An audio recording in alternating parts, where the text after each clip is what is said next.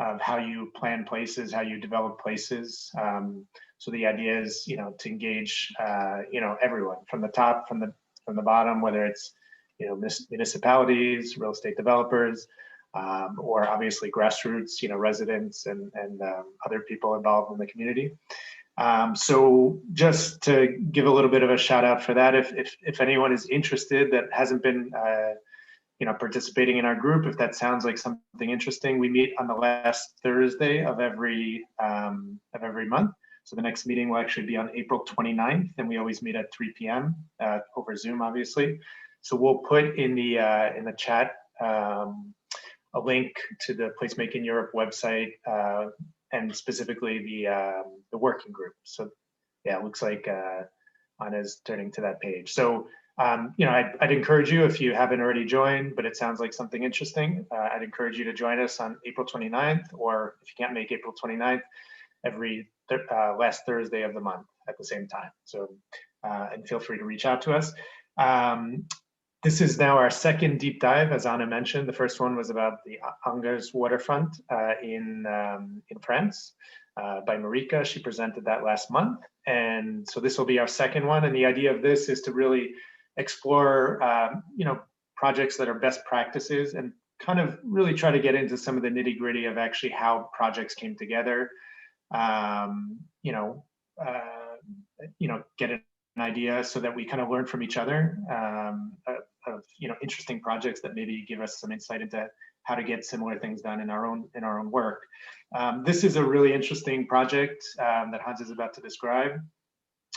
It's an area cooperative. Rijnhuizen, I think is how, if I'm pronouncing that correctly. Very well. And this is exactly what I was just describing. It's an example of really bringing together both the top down and the bottom up. So the municipality, the real estate developers, as well as the residents of the community, and really kind of bringing all these groups together to develop a vision for redeveloping an area that, as Hans will talk about, had a lot of challenges and was really not functioning all that well. And through this process, I think a really interesting vision and a really great example of what can be done when placemaking and engagement of different stakeholders is part of the project.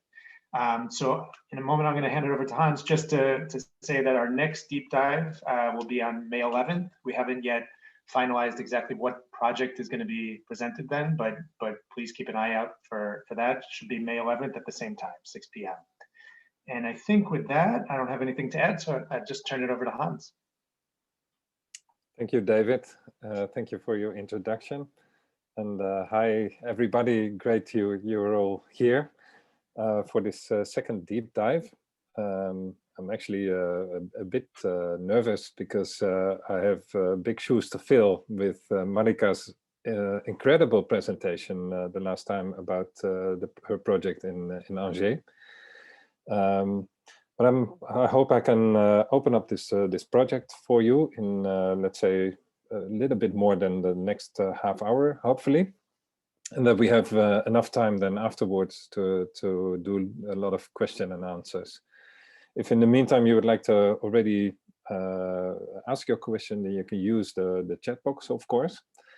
And we'll be recording this session because we'd like to share the series of deep dives. So if you don't want to be on the recording, please turn off your camera. And otherwise, we hope you don't mind that you will be in the picture. So yeah, the Club Rijnhuizen, and I was supposed to present this together with Emilie Vlieger. This is a project that the two of us started about 6 years ago. 6 years ago, we started in the preparation phase. And then 5 years ago, the Club Rhijnhuizen, the area cooperative, was officially started. So we're really 5 years down the road, or 6 years, depending on how you count. And for us, this has been a groundbreaking project, really, for several reasons. One of the reasons is that in setting up placemaking projects, we sometimes experience that the project was too short. The funding was lacking to really turn it into a longer term project. And it takes a while to turn a place around. And well, here we were really given the opportunity to do this in a way that that we could do it over the course of many years, and really in collaboration with a very varied community. So, but I'll tell more about that. First, let's give a little bit of context. So let me quickly introduce myself for those of you who don't know me yet. I'm Hans Karssenberg. I'm one of the partners at STIPO, a team for urban development in the Netherlands. We work on area transformation, area development, really from the point of view of creating inclusive, sustainable, human-skilled areas.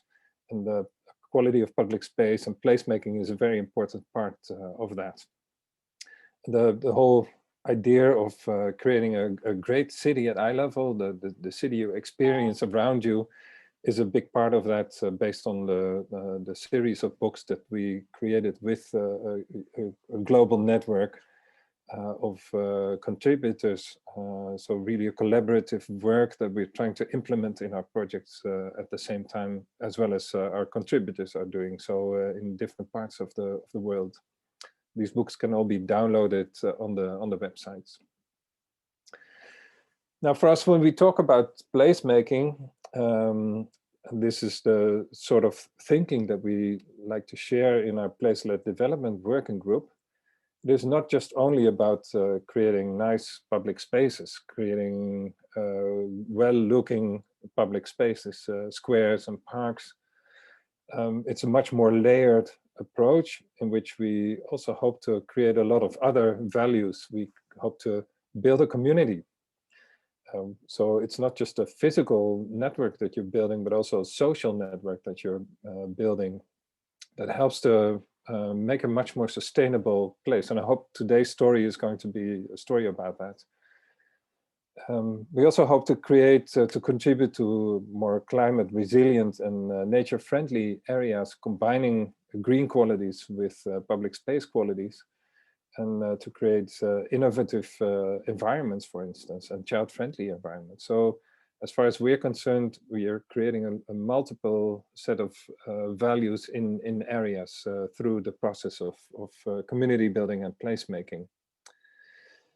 And this is another scheme we often share in our place-led development working group, Maslow's pyramid hierarchy of needs, human basic needs. We all start with our kind of our first needs. We want to be warm, we want to have food, we want to have shelter. And when you translate that to public space, kind of the basic needs are for public space to be clean, safe, and have a basic set of good maintenance, which is the municipality's task. But we would like the public space to be much more than that, to be not just a space, but a place, to be social, to be active, to be fun, to be a heart of the community, to be inspiring for people. And that we find is not just only done by the municipality or real estate developer, that you really do with a community of a lot of different people involved. So to get from space to place, you need to co-create with the community, which is what this story today is going to be about. And then in area development and area transformation, that often lasts for years and takes a long time to get started, to then go through the planning phase, then be built and implemented, and then be managed after. In each of these stages of the process, we found out through our work in the working group that you should be thinking of human scale, of quality of public space, of placemaking. If you only start here, by the time the first residents move into the area, then more often than not, you're basically too late, because in the design process, in the construction process, you will have made mistakes that, well, you can still do a lot, but you can achieve more the earlier you are present in this process. And with the Club Rijnhuizen, I think we were fortunate enough to be present right from the very beginning of the process. Now, I would like to take a little diversion before we go to Rijnhuizen.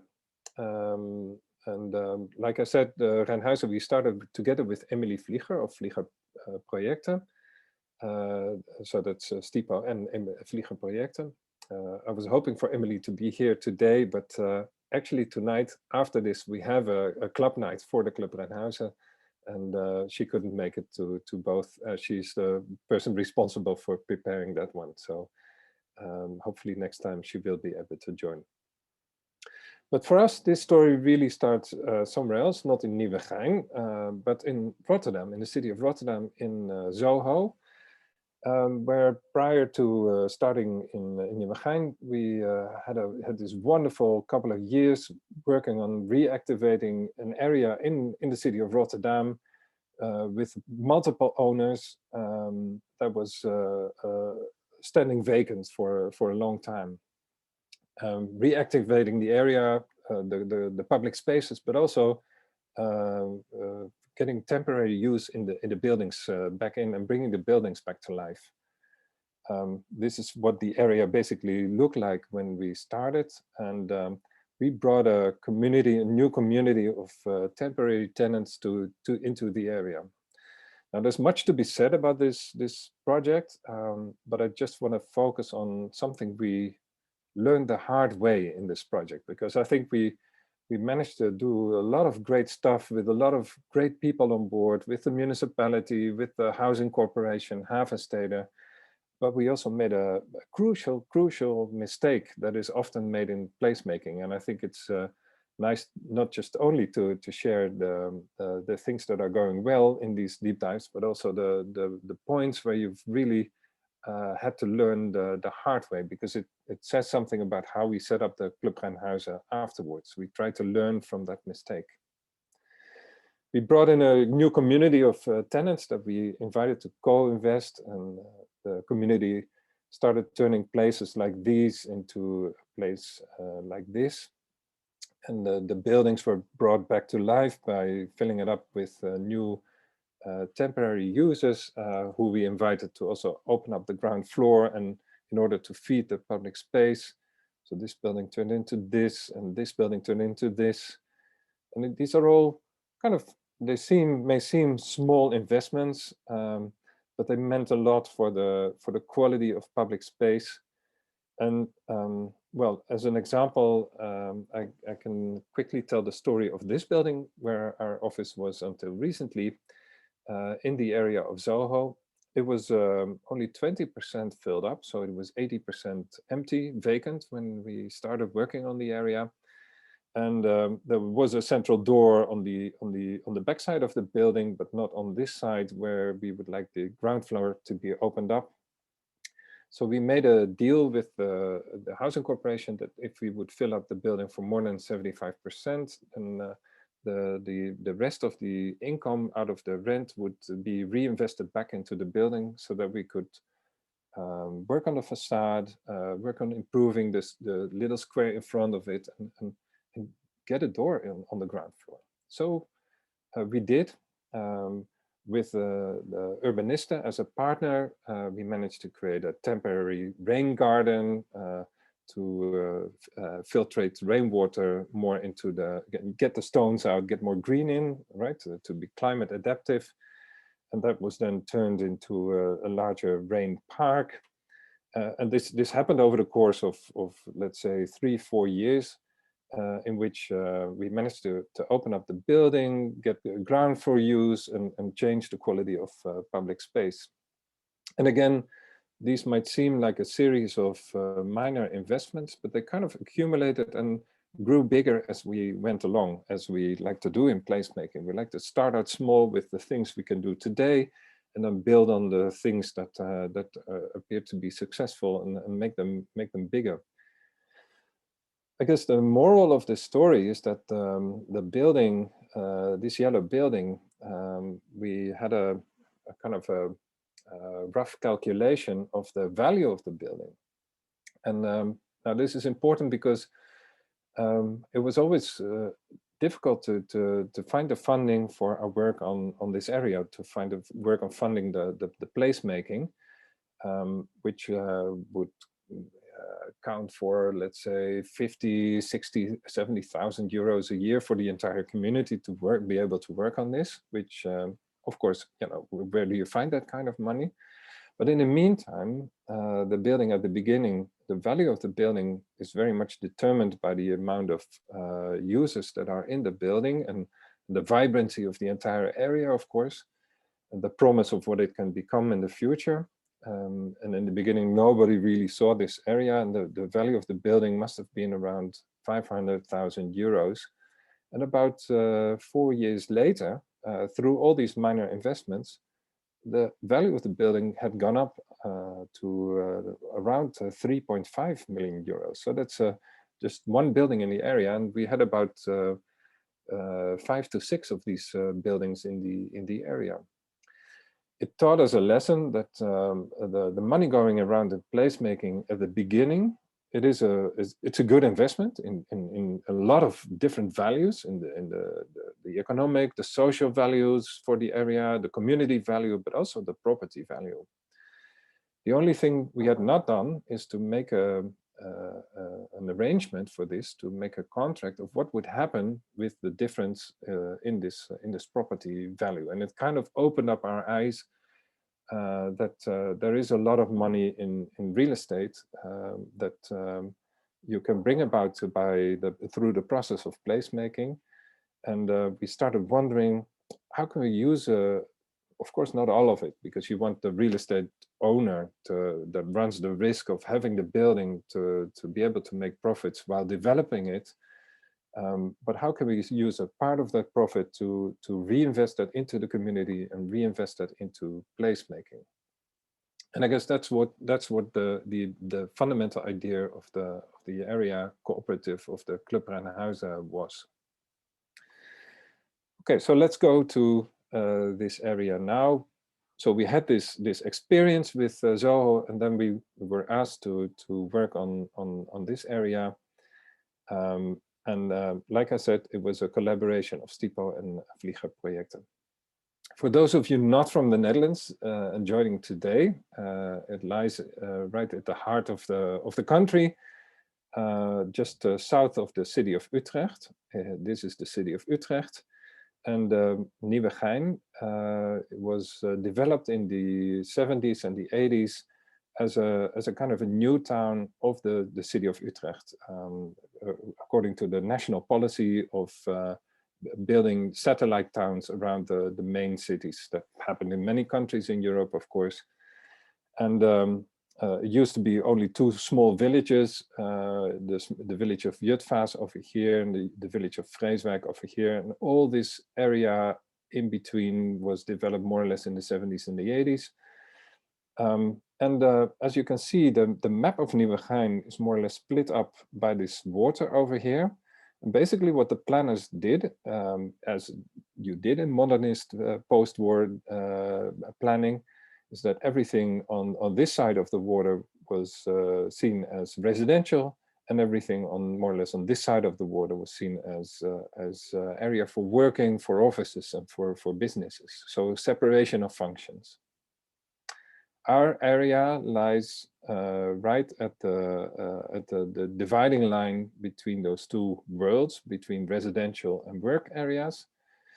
And well, we can discuss whether this was the right choice, because it created a sea of quite tranquil residential areas. By the way, the people who live there really appreciate the qualities of those residential areas. But it also created monofunctional areas. And actually Nieuwegein as a new town hardly had any more multifunctional areas. By the time we started working on this area, so that was about 6 years ago, so this had been developed as an office park in the 80s. And it looks maybe overseeable from the air, but you can also see that all the red parts were the buildings that were standing completely empty by the time we started. By then, the area was about, well, let's say 20 years old maybe, and a lot of the buildings were not in use anymore. So apparently it hadn't been developed in a very sustainable way, because if so much of your area is standing empty, then I think that's not a very, there wasn't a very sustainable development model underneath it. The city of Nieuwegein was one of the national champions already back then to fight vacant buildings. They also had a lot of vacant buildings actually, and they were determined to change this area into a mixed-use residential and work area. One of the first mixed-use areas in the municipality of Nieuwegein. They had made a plan for office building owners to be able to turn their buildings into residential buildings. So the plan was in place when we started, but really nothing was happening on the ground yet. So there was a plan, but there wasn't any action in the area itself. And that's when Emilie and I were asked to start a kind of a form of what they called area management, because the city said, well, we have made the plan now, it's up to the market, to the owners to each start transforming the buildings. And the first real estate developers that then became interested in doing maybe one building, there were about 3 or 4 in the beginning, they said, yeah, but this is not going to work if we all just work on our own plot and there's no connection whatsoever in between, and we don't do a joint development in one way or another. So they said we need a kind of an area management. So that's when we were invited to start working on this area management. And the municipality said, okay, we will be the party asking this together with the private partners in the area active back then. However, we are willing to invest into the first 9 months of the development, but then you will have to find a way to become financially independent, because the private market created this area, they should be solving the area as well. And to give you an impression of what the area was looking like, it had and has magnificent qualities. It has this castle, for instance, of 1620. It has this fortress that was built in 1820 with a lot of green environments around it. But really, this is more representative of what the area looks like. A lot of these 80s offices with mirror glass facades, a big parking lot around it, and of these offices, around 40–50% were standing empty at the beginning. So this is really what the area looked like. It was very car oriented. The people who would work here would drive their car in the morning at 9 o'clock, and they would arrive, walk from the parking lot into the building, and do the reverse thing at the end of the day, let's say 5:30, 6 o'clock, and then go back home again. And they wouldn't leave the building during the day.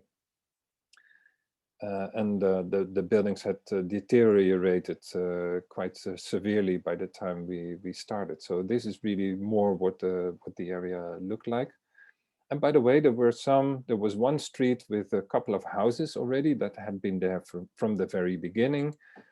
So the beginning of, let's say, our new community of the 21st pioneers in the area who became very important for this story, I must say.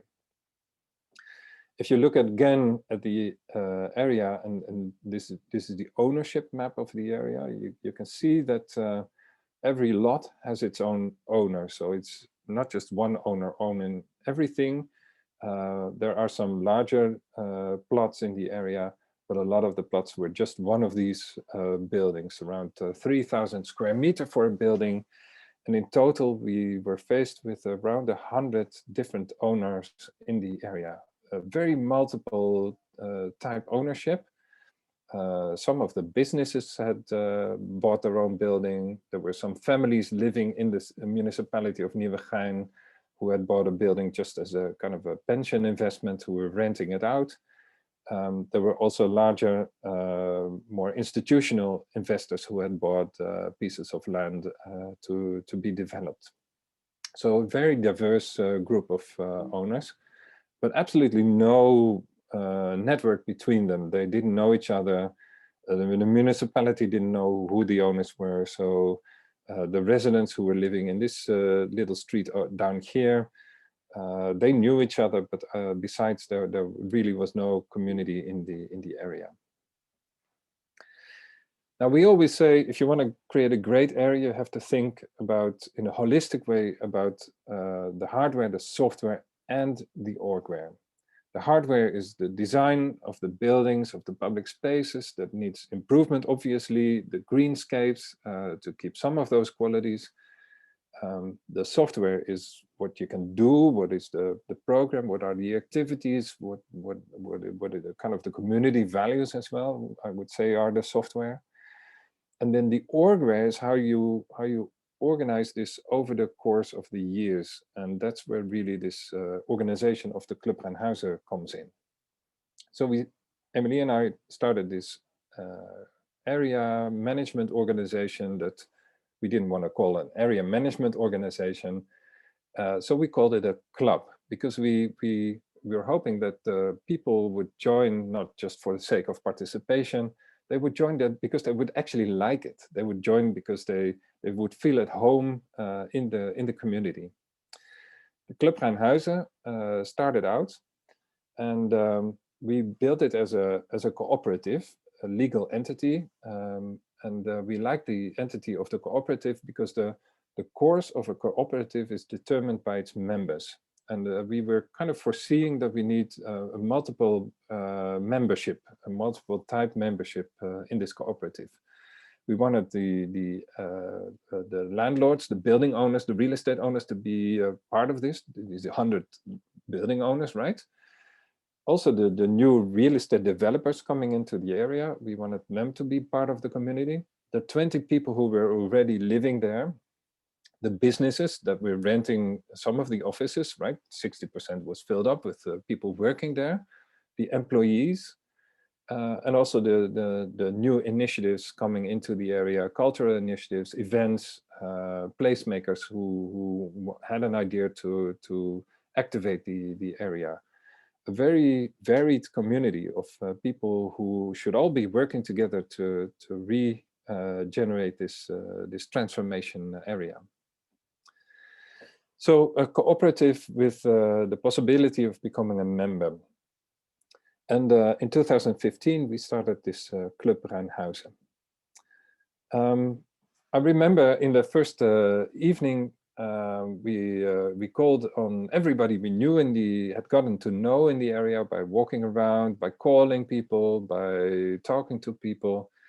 And we had built up a kind of a first network of around 50 people. It was very hard to find out who the owners were in the beginning, or to actually reach them, because you have the Chamber of Commerce registrations, but that doesn't mean you find the right person who is responsible for that building, right? And we organized the first evening in one of the empty offices, and about 10 people showed up.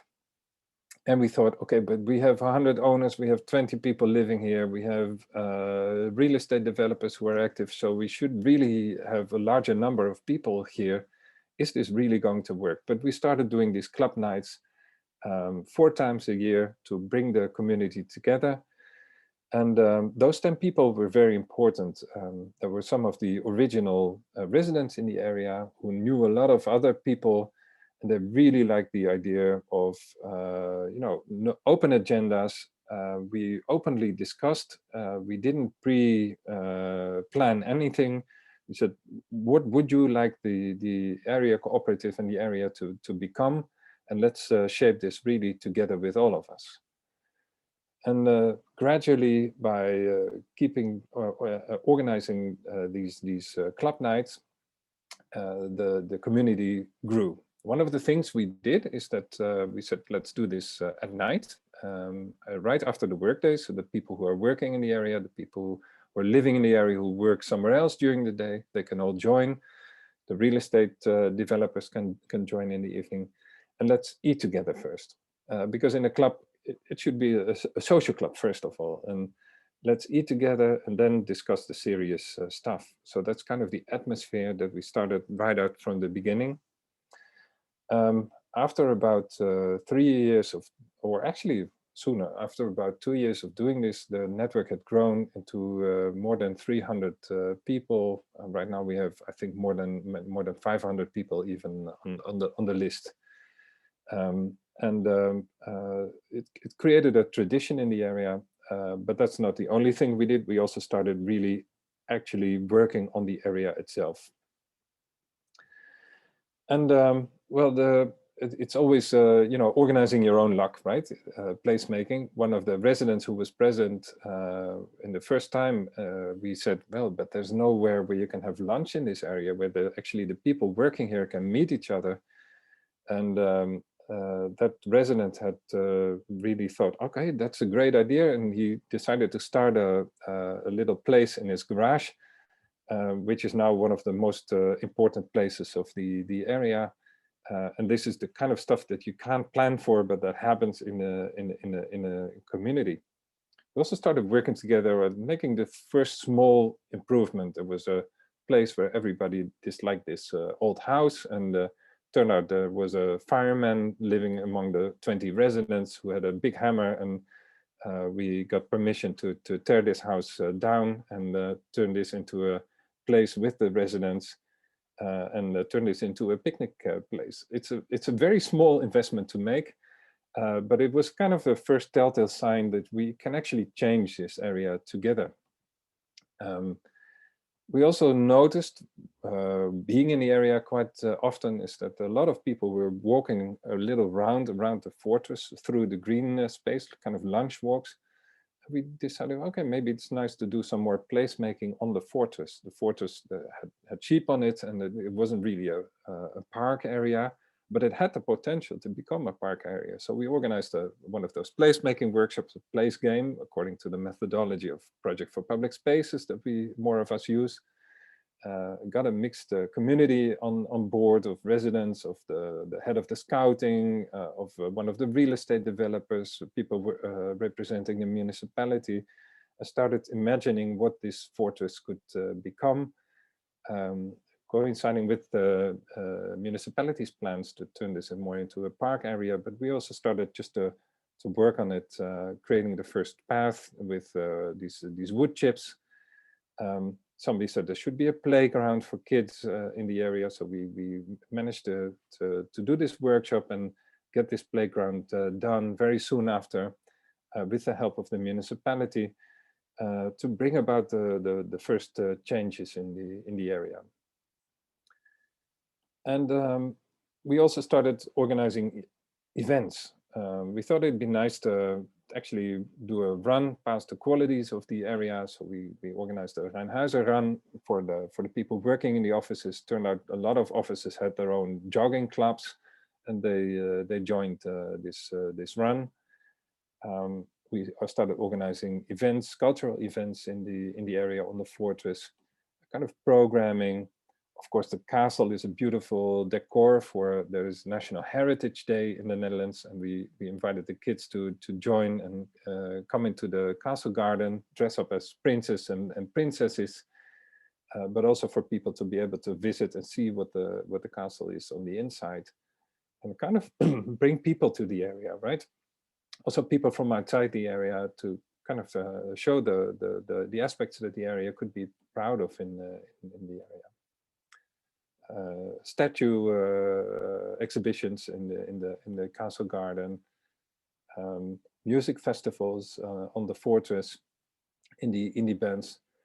We started diving into the rich heritage of the place and assembling those stories, but then also turned those stories into a walking app that you could use while walking through the area, and activating the stories as you would walk past a historic place. And then also temporary activation. There were quite some vacant lots that the developers weren't going to be developing on. So we managed to work together with the real estate developers and said, well, let's do a contest for temporary activation. And we got the largest tiny houses village of the Netherlands to be in here, which meant that there was a new community there that started working with the other communities, and the community was growing because of that. But it also meant that Rijnhuizen was all of a sudden in all of the national newspapers, because whenever they would write something about the phenomenon of tiny houses, they would always quote Rijnhuizen as the largest tiny houses village. We introduced a kind of a style for the area, which I think was a very important step to take. We also learned that from Zoho, you kind of need a logo for the area. This is the Rijnhuizen logo, which we then even developed into a whole brand book for the area as more developments were starting to happen. And we would invite the real estate developers and the residents and all the people in the area to all start using this logo on their websites, in shared materials, kind of based on, you can see this as a kind of a wing to the heritage, but it is also linked to the shape of the area. And implementing that in the area itself, making it more visible in the way we shared brochures, held events. We developed a welcome package for new residents moving into the area, and a newspaper, even welcome signs that will be placed soon. Up until the fences around construction sites that could also be green fences and represent some of the qualities of the area. So in these years of temporary activation, we managed to build a community. We managed to kind of get the belief going that this could be a beautiful, vibrant area, to give a warm quality of the cooperative as a kind of a community center, a place where people would feel at home, a place where also people after dinner, during the dinner, the residents would be sitting next to a real estate developer, and they would find out that they're actually people. They're both people, and they have similar hobbies, they have similar concerns. Then afterwards, you could do really wonderful stuff in co-creation together. Here in the fortress, here in a vacant office, and always in a very interactive way, really making all the plans together with all the partners in the community. Doing these creative workshops on the heritage and how to interpret that, and always with food on the table. In the castle, outdoor with the tiny houses park, depending the weather, of course. Many club nights that we've had. In the meantime, real estate developers started seeing the area more and more, and started approaching building owners, and we also helped them to do so. I think that was also one of the matchmaking functions of the Club Rijnhuizen, because for a real estate developer to come to this area, you just don't know where to start. So very often we were the first entry point. We would take them for walks through the area, of course, first past the castle and the fortress, and then we would take them to the offices to be redeveloped, and then connect them to the building owners. And in about 2 years' time, I think we made about 50 matches between building owners and real estate developers, which led to a huge acceleration of the pace of development. When the municipality had launched the plan 6 years ago, they thought maybe in 20 years' time we will have around 800 houses in the area. We're now 5 years down the road, and we have plans for 2,500 dwellings in the area. So it really meant a huge acceleration of people interested in the area and real estate development. So the plans and initiatives grew from 3 until 80 real estate plans, but also other types of plans and initiatives. The amount of residential units and plans grew from 150 to 2,500. The vacancy rates dropped from 40% to 4%. But we also started improving the quality of the public space, because as you can imagine, the public space in this office park was only meant for cars, and we now wanted a place for people. We wanted a park, for instance, that nobody really had thought of in the beginning. And where we started doing the small placemaking investments on the fortress, we were now thinking, but actually we have a larger green area in the area that we could altogether call the Park Rijnhuizen, and will be kind of the central quality for the new residents moving into the area. And in the meantime, buildings like these were transformed into places for people to live in. This building was torn down and was replaced with this project. So the first real estate projects got going. And by now, it's super difficult to still find a building where nothing is happening, because a lot of these buildings by now have either been transformed or redeveloped or are under development at the moment. And this is the new park coming into being. So starting with very small investments, tearing down a little shed and turning it into a picnic place, and ending up to really develop an area completely together with 2,500 people and a new restaurant in the fortress with a terrace and etc. Now, how does this work in terms of organization and finance? So Emilie and I, and right now also Natasha, one of the tiny houses residents, stepped in, which we always wanted to open up for. We wanted to be able to step back at some point. We are the work organization, and we have a board of the different representatives in the area.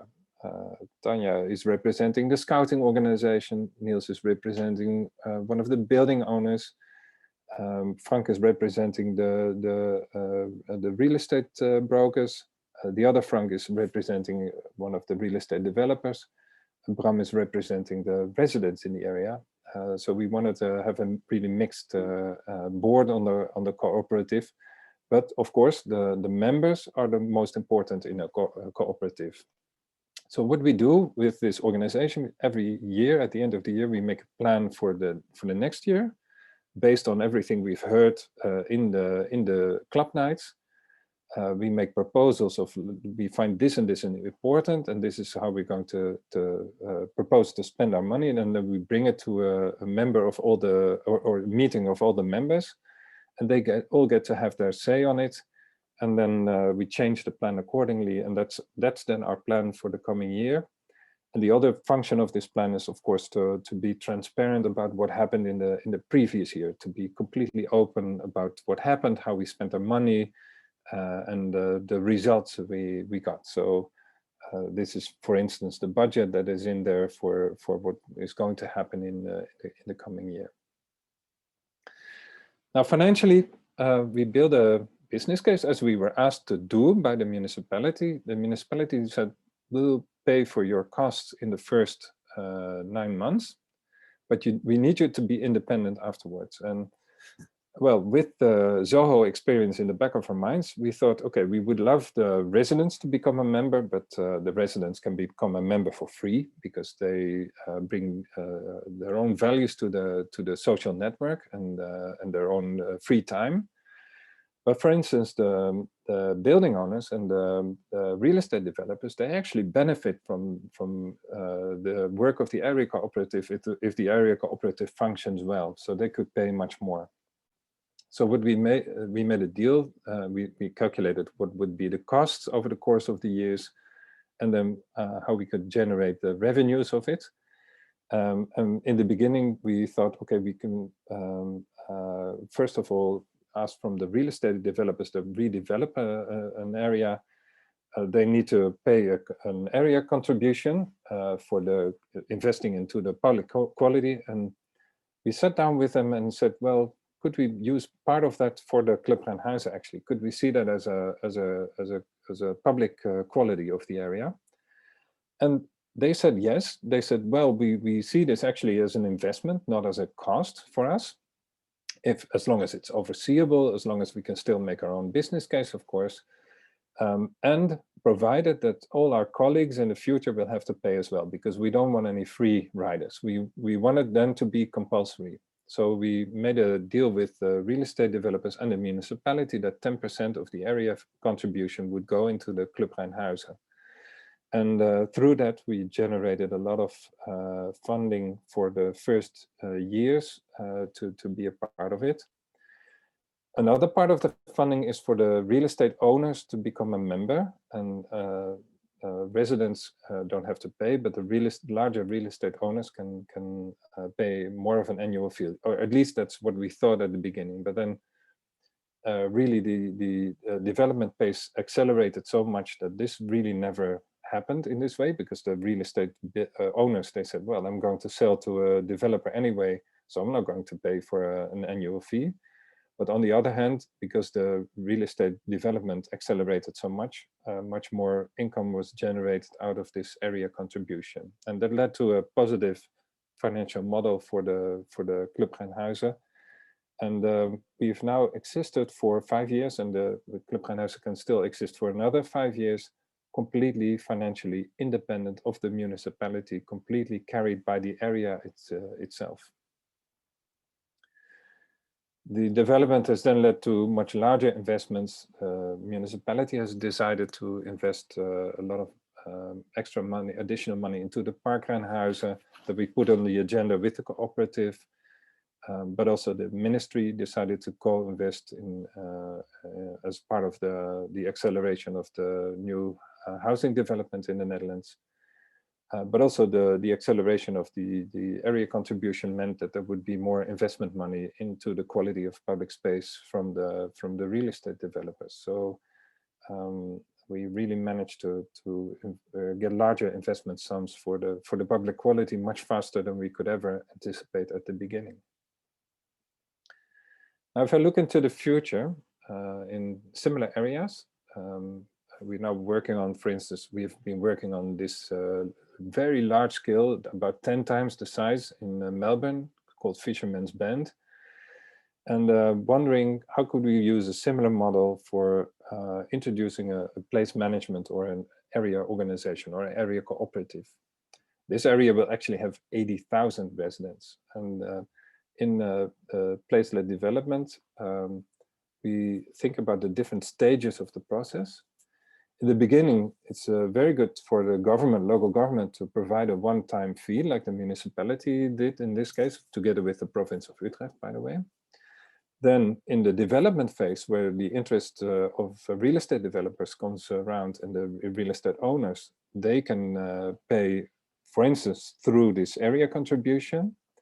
But then in the management phase, you might also want a community organization to be there when all the residents have moved in. And that's where you really would want to find a model for each resident maybe to pay something. So in this area of 80,000 residents, for instance, what if everybody would pay $1 Australian dollar a month per person? So $12 a year. You don't even notice that. That would accumulate to quite a substantial amount of money times 80,000, 12 times 80,000, right? That you could use to build an area organization with. The only thing is that in the beginning of the process, you have to find a mechanism to do so, because once the first projects have been realized, it's always too late to introduce such a system. So this is a new evolution in our thinking that we could discuss now. How could we use these mechanisms in other circumstances, in other countries, as a way of getting the orgware in, a way of getting a community organization to be part of this. So this is what we do in the Place-led Development Working Group, and of course we would invite you to be a part of this. You can find us on the Placemaking Europe website, and please contact me if you would like to know anything more about the Club Rijnhuizen. But let's go to question and answer now. So David, I would like to hand it back to you and see if there's any questions in the group. Okay, yeah, let's see. Sorry, I didn't keep up with this. Let's see, we have okay, there was a question from Tina that I think was answered. She said, maybe I missed it, but how were all these initial activations and interventions funded? So I think you've answered that. Yeah, so those were in these annual plans that we made in the annual budget. And we would also work with the real estate developers whose site we were activating because it was in their particular interest. So they would, for instance, give the land for free to use for temporary activation. because they realize that it brings our area to life, and more people will come into this area, and then later the interest to buy houses here once we start developing will be bigger as well. Okay, and I actually had a similar question. So the developers are paying an annual fee, or how does that work? So the developers, when they initially do their project, they're going to redevelop a building, they pay a one-time fee, or is it an annual fee? No, it's a one-time fee. Okay. So that means that right now the area cooperative has funding as long as there is development going on. If there's no development anymore, there isn't going to be this one-time fee, because the way it works in the Netherlands is that once you get your, before you get your building permit, you sign a contract with the municipality that in order to get your building permit, you need to provide an area contribution to invest into the quality of the public space of the entire area. And a part of that goes back into the Club Rijnhuizen, right? So we use part of that real estate profit to reinvest into the community, to reinvest into the quality of the places and the placemaking. And about 90% of that area contribution goes into the physical quality of the public space. So 10% goes into the org and 90% goes into really turning, roads for cars into bike lanes for the residents who then move in and live there. Yeah, so I guess that also, you have this mechanism already set up in the Netherlands, where there's already this payment for improvement to the area.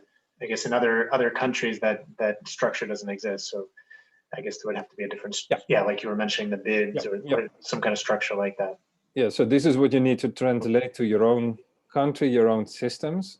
For instance, in Melbourne, in Australia, there is a similar area contribution, but the national law doesn't allow you to put these elements in.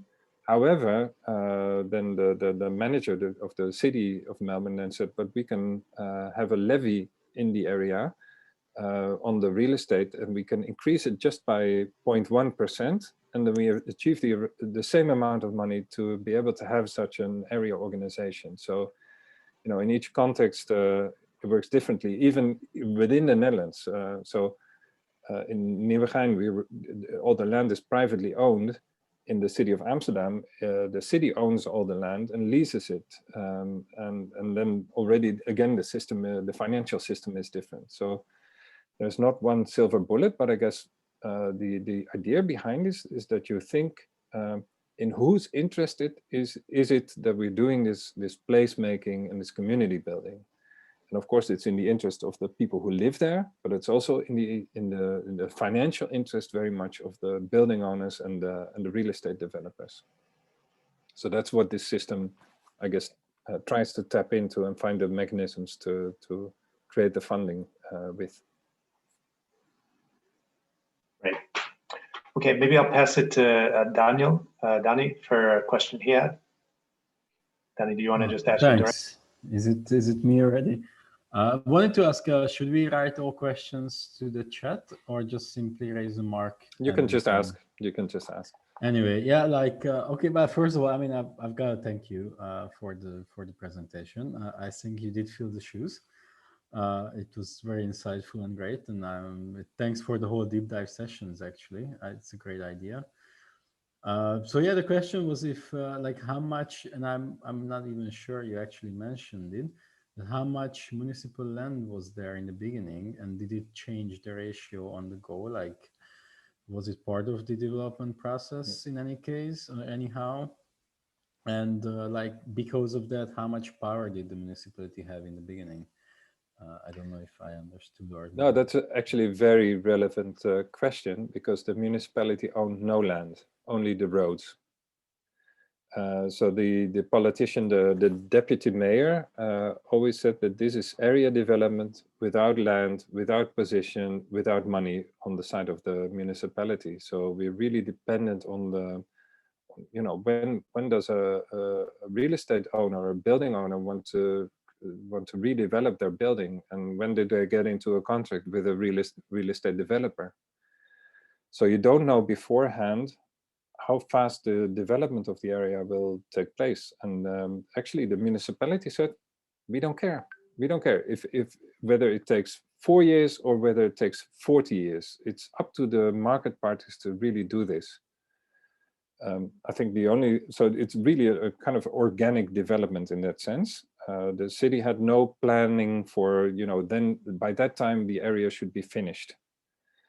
And I think that was wise, because if you have no land and you still say it should be finished then it's going to cost you a lot of public money very often, because then the market parties are going to lean back and are going to wait for the city to take the risk investments that they're not willing to take. This way, the signal was very clear to the owners in the area. You are the ones that need to solve this problem. We created the public framework for you to do so. You're allowed if you if you apply for a permit, but you have to follow certain rules in order to do so. And I think it was mostly of course, we started out in a previous crisis, so there was absolutely no development, and nobody really thought that there would be any development in an area like this, not in a city, not near a big train station, in a new town that was had an 80s feeling.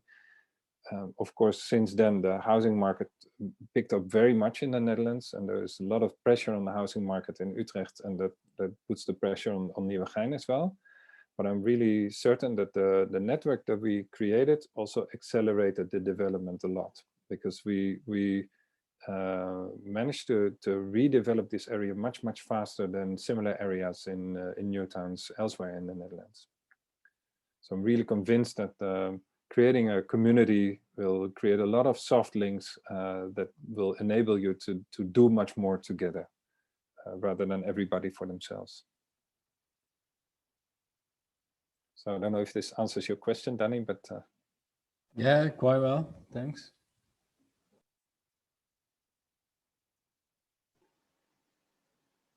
So let's see, I see a lot happening in the chat box, but I need your help, David, because I can't talk and read at the same time.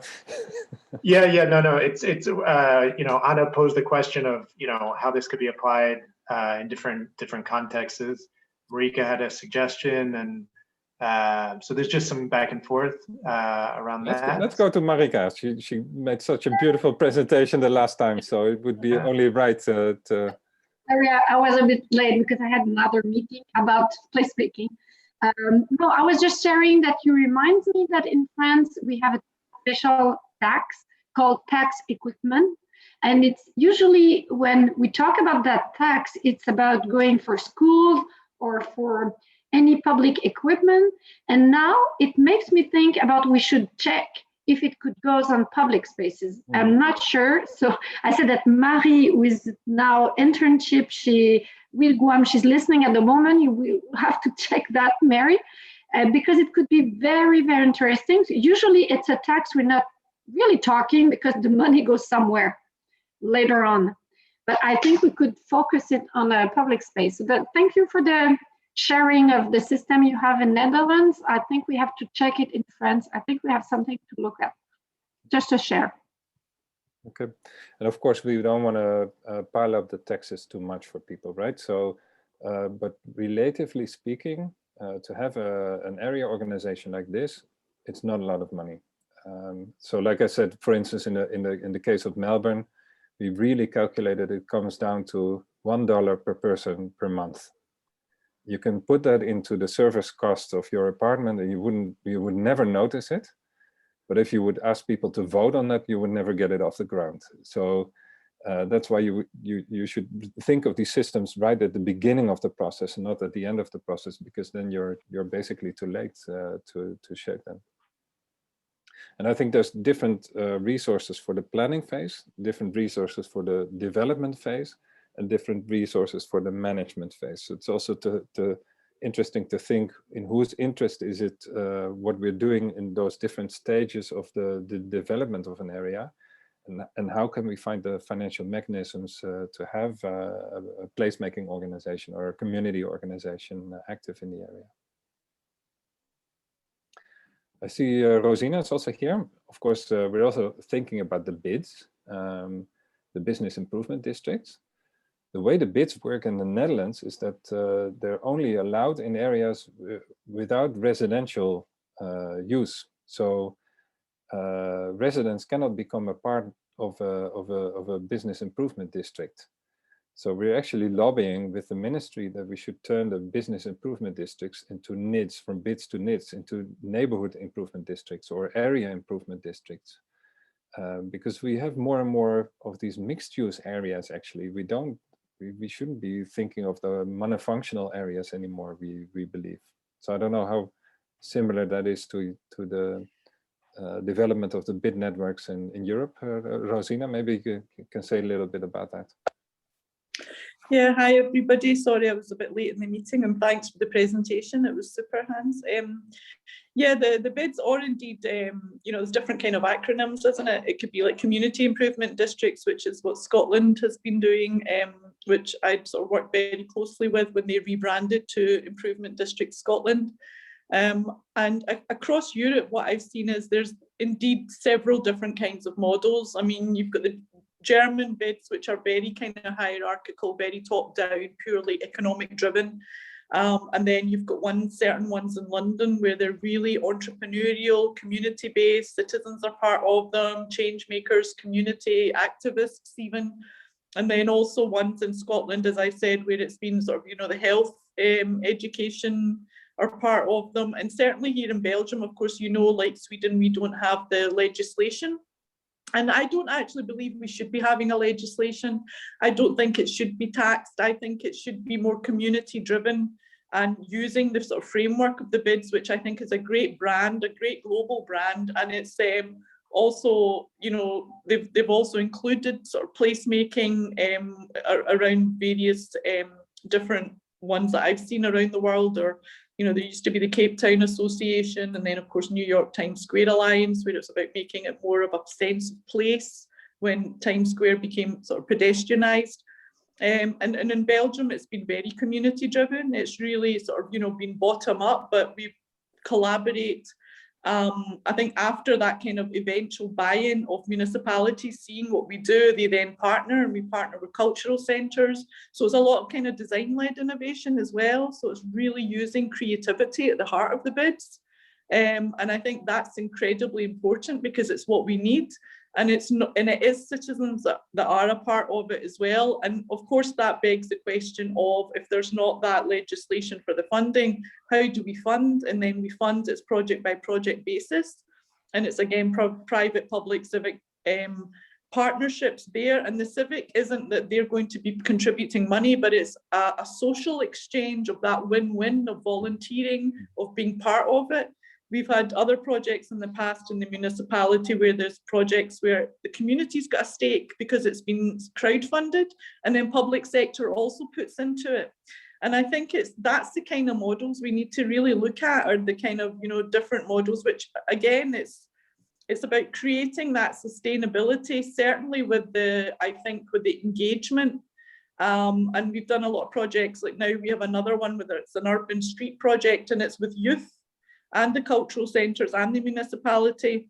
And I think, so we kind of turned that model a little bit upside down in some ways when we first launched back in 2016. And the first sort of presentation was in Scotland, in fact, when I presented it at their annual gathering. And we looked at healthy communities and what does that mean also to have this, sort of, I guess, the neuroscientific evidence of the impact of green spaces on health. So I think it's about engaging and just people being active and coming together to create a framework. It doesn't need to be that you even have a physical space and you're a physical business and it has to be just businesses. So I think it would be great if you could really influence the ones in the Netherlands to be more inclusive, because I think we have to be more inclusive, and look at the community improvement districts that are really popping up. Yeah, in some way, we more or less created the first one that is funded by both businesses, real estate developers, and residents together, and they can all work together because they have an equal voice in the cooperative, but they don't necessarily need to pay as much, So it doesn't mean that the person who pays the most gets the biggest voice. we need the kind of the quality of the different voices all at the same platform. I saw in the chat box that Anna had a few questions, and I see Giles has a hand up, but let's first go to Anna. Hi, thank you. Yeah, I'm curious about, you spoke about there were approximately 100 different owners that you had to find their details, which necessarily weren't the right details of the right person to talk to at the start. So that already sounds like a challenge. And then on top of that, aligning this red thread and common needs and wishes between all of these different people. I'm wondering your first step to even begin to subcategorize there. Wondering your thoughts on that. Well, one of the categories was, of course, the vacancy. Some buildings were filled up still and were functioning quite well as an office. And the idea from the beginning was never that all the buildings should be really developed. They should remain or become a mixed use area in which there would also still be people working. So the buildings that were standing empty the longest, those we started to approach the owners of, or try to find the owners of first. And it's like, you know, the kind of work that monks do. You really have to find the registration at the Chamber of Commerce. Very often there's a company name for the real estate that is different than the organization actually managing it. You need to do internet searches to find out that company name and to see who is running it, to call that person. And then very often that's not the person at all. You need to talk to somebody completely different. So that was a lot of work to find the first owners. Once we had gotten them on board and we had made the first matches with real estate developers, it was also, by the way, difficult to find the first real estate developers to be interested in the area because they didn't believe in this area. It was vacant, it was distant, it was not part of the city of Utrecht. It wasn't in their scope, basically. And I tried to, you know, find the real estate developers in my network to invite them to please do come over to this area. We really believe in this area, and they didn't even want to come. But eventually some of them did come, and we did manage to make some matches. And then once the first projects got off the ground, that's when really the attention started catching on. That's also when we started coming out of the crisis. And 3 years later, I was walking around with real estate developers every week, because every week they would be calling me that I want to invest into the area as well. And they would walk around buildings and point at a building. What about that one? I said, no, sorry, that one's taken. And then they would say, where was I 3 years ago? And I said, I called you 3 years ago to invite you to come here. So there is a, you know, they always say that the market will solve these problems all by themselves. And I don't think that's really true, because the market can be very conservative in seeing the opportunities in development. So I think the first ones were the most difficult to do. And once you have your first successes, once you have your tiny houses village, once you have your activations, once you have your logo everywhere, that's when, you know, interest catches on and things will go faster. So I don't know if that's really an answer, but yeah, that paints a picture. Thank you. Right, Giles, let's go to you. Hi, Hans. Thank you for an excellent, very thought-provoking presentation. And I find it really helpful when people talk about financial models. You know, this is really crucial to understand, and I really would love that to be a feature of future presentations, if possible, including the graphs and so on, because I find it really helpful. Oh, and I should mention that this financial model was made with the help of Theo Stoutener of Stadskonraad, because I'm not a financial person at all, but we got this person by our side to help develop the models. We couldn't have done that without it. So I think every placemaker needs a Theo. That's what we always like to say, kind of a financial person next to them to help them set up these models. But sorry, I'm intervening in your question. No, that's really interesting. Again, I just, you can guess where I'm coming from as a bid person, that I don't believe bids need to evolve into SIDs or NIDs.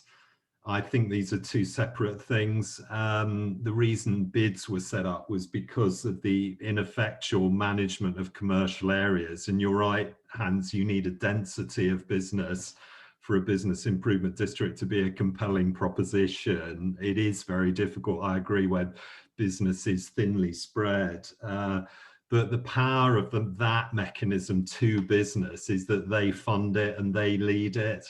The great fear for businesses is that they would pay and other people would lead.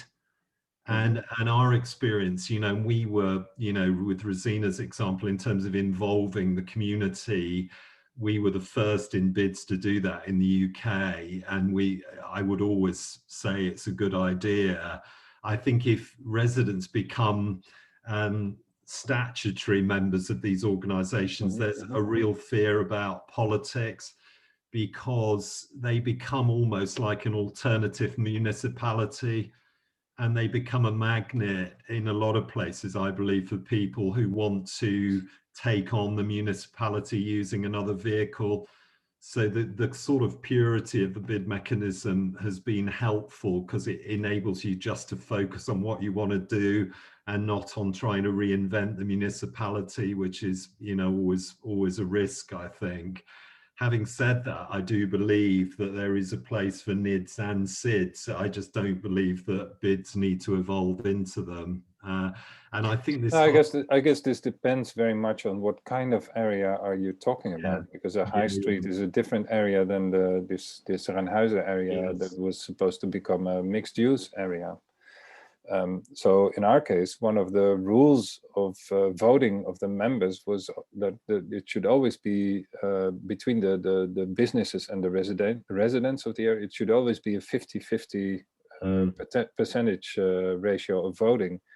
No matter, you know, if you have 100 residents in the room and 10 businesses, then it's still 50-50 between them, because you want a kind of an equal influence of both type functions in the area. You don't want the residential function to start dominating. So I think there's a lot you can do in terms of the rules that you embed in the legal structure of the cooperative. And I also think that we did a lot that a municipality would have never been able to do. But we also managed to function because the municipality of Nieuwegein, and I forgot to say this, really stood by us from the very beginning as a partner, as an equal partner. And a lot of the ideas that we raised with the cooperative were then implemented very quickly by the municipality. So I think it's also really the success of the way the municipality collaborated with the cooperative that this area functioned the way it did. Your microphone, Jess. Yeah. Could I say one more thing quickly? Yeah, sure. Sorry. That was helpful. The idea of creating a levy on new residents coming into an area, possibly into new housing, I think is incredibly powerful. And we raised it with a developer in London and said, if we were to say to you that your residents would all pay this small increment, what would you say to us? And they said, we would take you to judicial review with the government. They were like, we would oppose it with every inch of every ounce of our being. You know, the reason for that was simply that they thought any extra cost would be a disincentive to residents, you know, whereas I would think that having a local management organization funded by residents would be a tremendously attractive thing to a lot of residents. So, you know, it's an interesting one. I think this should be a practical discussion, not a theoretical discussion, because if you ask a resident to pay €1 per person a month, then it's different than when you ask a resident to pay €100 per person a month, right? So in that sense, the practical numbers do count. And by the way, we see more and more that not just only real estate developers, but also longer-term investors are investing into real estate in our cities for long-term rent. And all of a sudden you have these larger owners of entire areas that will be there for the next 50 years. And they also find it in their interest to invest into models like these, because they realize that it's good for the well-functioning of this area. They realize that having these soft networks is actually good for the hard value of their property. So it allows for a whole different type discussion. And what we now still see is that the real estate developers think they cannot sell the project to these type investors if there's an extra cost on top of it. They see, whereas by now the investors start asking the real estate developers to organize these models proactively. So yeah, it's also I guess what I'm trying to say is that it's also the way you look at, of course, the spreadsheets counts, but it's also the way you look at the spreadsheets. Do you look at it only from a short-term point of view, or do you look at it from a longer-term point of view? And I'm really convinced that having these type of organizations is better for the quality of areas in the longer term, and it also translates into the property value of on the longer term. But of course, if you have the kind of the hit and run type real estate developers, they will always say no to this, right? And then there's only just one way you can implement such a system, is by making it compulsory as a municipality at the beginning, and there's just no discussion. I think we were fortunate enough in Rijnhuizen to be working with a couple of real estate developers in the beginning who really were forward thinking and who saw that, okay, actually to have this type of collaboration is going to be beneficial to us. They literally said to us, we don't see that as a cost, we see it as an investment to our project.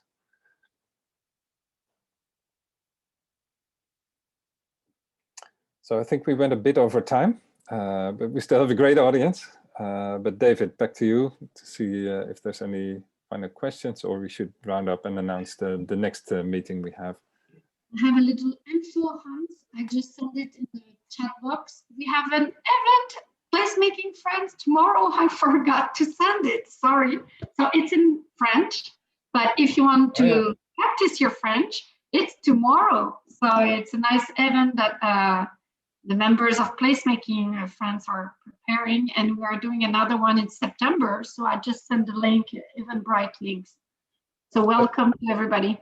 It's the network of French placemakers who were all in Valencia, right? And who are now getting together. So that's wonderful, wonderful to see. And I notice you're talking about faire lieu. Is that correct? Placemaking? Translating, yeah, it's quite a good translating of placemaking. Yeah, it's quite great. Yeah. So welcome. Really exciting to see that happening. I think we need more country networks under the Placemaking Europe. So let the networks grow, I would say. Excellent. So does anyone have a last question? If anyone wants to just jump in with a last question for Hans.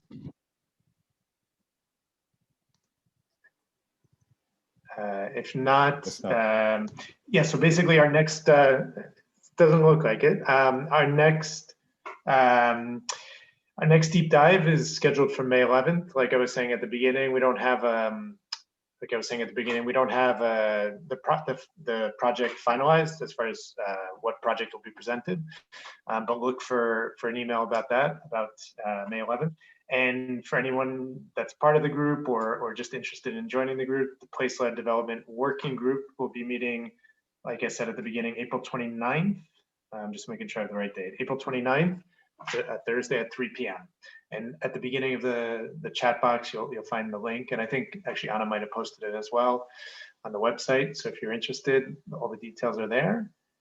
And I just want to thank Hans for a really great presentation. I think it was really interesting, and I think it generated some good discussion and some good ideas. And I hope that for the next deep dive, you will all invite your real estate developer friends, your real estate investor friends, because we need to grow our network there, no? So that's a last invitation on my behalf towards the next deep dive. Right, thank you. I'll be going on to the Club Rijnhuizen. So another Okay. meeting to We go. loved the presentation. It was a success. And we find Thank you I very would much, Anna. probably have a few more questions, but I just didn't find it perfect to ask now. But when we get together and have a beer all together next time, this could continue. All right, then, and of course, or otherwise in one of our next sessions on the place-led development. But I'd love to take you up on that beer, especially in Budapest. Allez. Thanks, guys. Thanks, Hans. Thanks a lot. Thank you, bye. Bye. Thank you. See you. Have a good eve. Bye. Ciao.